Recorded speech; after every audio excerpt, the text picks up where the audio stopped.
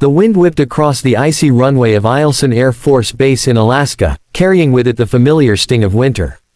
Captain Logan Hayes, one of the youngest but most skilled F-35 pilots in the United States Air Force, was already suited up before the sun even thought about rising. At just 32, Logan had logged more hours in the F-35 Lightning II than most pilots twice his age. Calm, disciplined, sharp-minded, that was how everyone described him. But this morning, something was different. There was tension in the air, the kind that made even seasoned officers exchange uneasy looks. Logan stepped into the briefing room, where General Adams stood with his arms crossed and his jaw set tight. "Captain Hayes," the general said, "we've got an unexpected situation. A foreign diplomatic aircraft entered Alaskan airspace without proper clearance. Probably a miscommunication, but we can't take chances." Logan raised a brow. "Who's on board, sir?" The general hesitated a moment. "A foreign president. High profile. The kind of situation where even one wrong move becomes international news." Logan nodded. He didn't need details. His job wasn't politics, it was protection, stability, and calm under pressure. "You'll be performing a full-speed scramble," the general continued. "Fastest takeoff of your career." Logan's heart rate didn't even rise. "Yes, sir." The scramble. The alarm sounded across the base. Scramble, scramble, scramble. Logan sprinted toward his jet. The F-35 was already armed, fueled, and humming with power. Ground crew rushed around him, clearing the final checks. "Captain, you're cleared for immediate launch," the tower radio crackled. Logan climbed into the cockpit, sealed the canopy, and flipped the ignition sequence. The screens lit up. The jet purred. His hands moved with experience so smooth it looked like choreography. "You ready to make history, Captain?" His wingman joked over radio. "Let's just keep the sky calm," Logan replied. He pushed the throttle forward. And the F-35 exploded down the runway. Faster, faster, faster. Within seconds, he was airborne, slicing through the icy Alaskan sky as the sun began its slow rise over the mountains. The unknown aircraft. "Captain Hayes, you are approaching the foreign aircraft," the tower informed him. "Maintain safe distance. Establish comms." Through the display screen, Logan finally saw it, a massive diplomatic jet, cruising steadily but silently. No hostile movements. No deviation. Just, there. Logan positioned his F-35 slightly ahead and to the left of the aircraft's nose, the standard escort stance. "This is Captain Logan Hayes of the United States Air Force," he radioed calmly.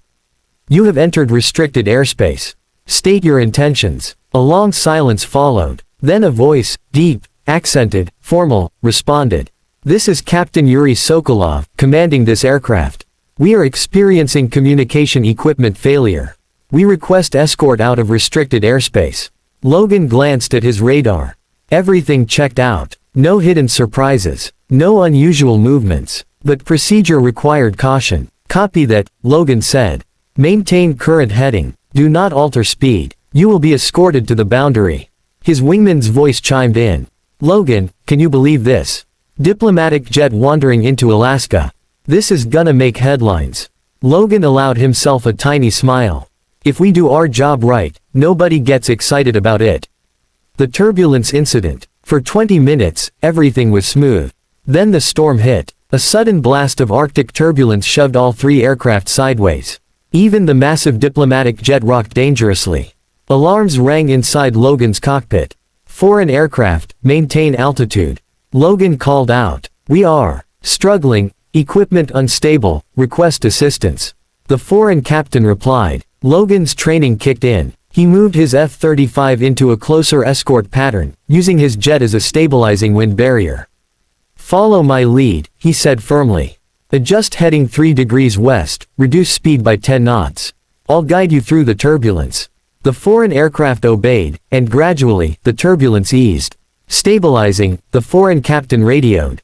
"Your assistance is noted." Logan exhaled. "That's what we're here for." The misunderstood signal. Just as they neared the airspace boundary, another alert flashed on Logan's screen. "Quick descent from foreign aircraft." "What are they doing?" his wingman shouted. Logan reacted instantly. "Foreign aircraft, correct altitude immediately." But instead, the jet dipped lower. Logan dove after it, staying close enough to warn but far enough to avoid danger. Then the foreign captain shouted through the radio. "We have a medical emergency on board. A passenger has collapsed, we need to descend to stabilize pressure." Logan froze for a microsecond. This wasn't violation. This wasn't aggression. This was human life. He switched frequencies. "General, they have a medical emergency. They need to descend." The general didn't hesitate. "Your call, Captain. Do what's needed." Logan steadied his voice. "Foreign aircraft, follow me. I'll guide you to safe altitude and escort you to open air." "Thank you," the foreign captain breathed. The final escort. Once stabilized, the aircraft regained normal altitude. Several minutes later, the border finally appeared on Logan's radar. "This is Captain Logan Hayes," he transmitted. "You are now exiting U.S. airspace. Resume your route." "Captain Hayes," the foreign captain replied, "your professionalism today prevented catastrophe. We will send formal gratitude through proper channels." Logan smiled slightly. All part of the job. He pulled his F-35 into a clean upward arc, saluted through his cockpit canopy, and veered back toward Alaska. His wingman laughed. "Logan, you just escorted a foreign president's plane and handled a medical emergency mid-air. This will go down in base history." Logan simply replied, "We kept everyone safe. That's what matters." The return. As the F-35 touched down at Eielson Air Force Base, the crew stood outside applauding. The general approached him with a rare, proud smile. "Captain Hayes," he said, "you just handled one of the most sensitive air encounters in modern aviation. Consider yourself commended." Logan removed his helmet, calm as ever. "Thank you, sir. Just doing my duty." And as he walked across the runway, the Alaskan wind carrying the faint glow of sunrise, he felt something deep in his chest. Not pride, not fame, but the quiet satisfaction of a man who kept the sky safe and saved a life without firing a